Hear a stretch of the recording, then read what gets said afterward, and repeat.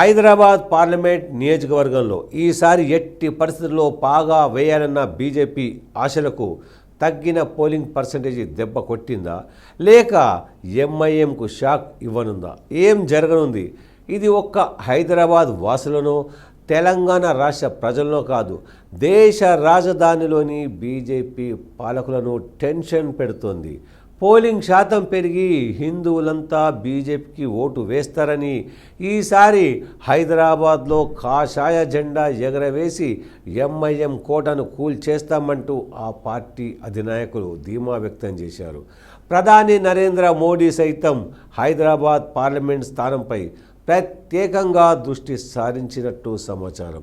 దీంతో అమిత్ షాతో పాటు బీజేపీ పాలిత రాష్ట్రాల సీఎంలు, కేంద్ర మంత్రులు హైదరాబాద్ పార్లమెంట్ పరిధిలో ఎన్నికల ప్రచారం జోరుగా నిర్వహించారు. బీజేపీ అభ్యర్థి మాధవీలత ఆల్రెడీ గెలిచారని, మెజార్టీ గురించే ఈ ప్రచారమని బీజేపీ నేతలు ఇన్నాళ్ళు చెప్పుకొచ్చారు. పోలింగ్కు 2 రోజుల ముందు వరకు బీజేపీ అభ్యర్థి మాధవీలత ప్రచారంలో దూసుకుపోయారు. హైదరాబాద్లో తొలిసారిగా నువ్వా నేనా అన్నట్టుగా ఈ ఎన్నికల ప్రచారం జరిగింది. ఈ స్థాయిలో పోటాపోటీగా గతంలో కనిపించలేదు. నిజానికి గతంలో కాంగ్రెస్, బీజేపీ, బీఆర్ఎస్లు మొక్కుబడిగా మాత్రమే అభ్యర్థులు నిలిపేవి.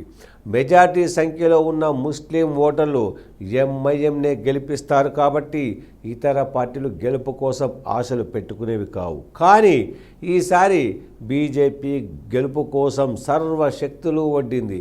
పోలింగ్ పూర్తయిన తర్వాత గోషామహల్ ఎమ్మెల్యే రాజాసింగ్ మాట్లాడుతూ 1,00,000 మెజార్టీతో తమ అభ్యర్థి గెలుస్తున్నారని ధీమా వ్యక్తం చేశారు. మరి బీజేపీ ఆశలు ఫలిస్తాయా? ఎప్పట్లా ఎంఐఎం ఖాతా తెరుస్తుందా? ఏం జరగనుంది అని తెలుసుకోవాలనుకుంటే వచ్చే నెల 4 వరకు నిరీక్షించాల్సిందే.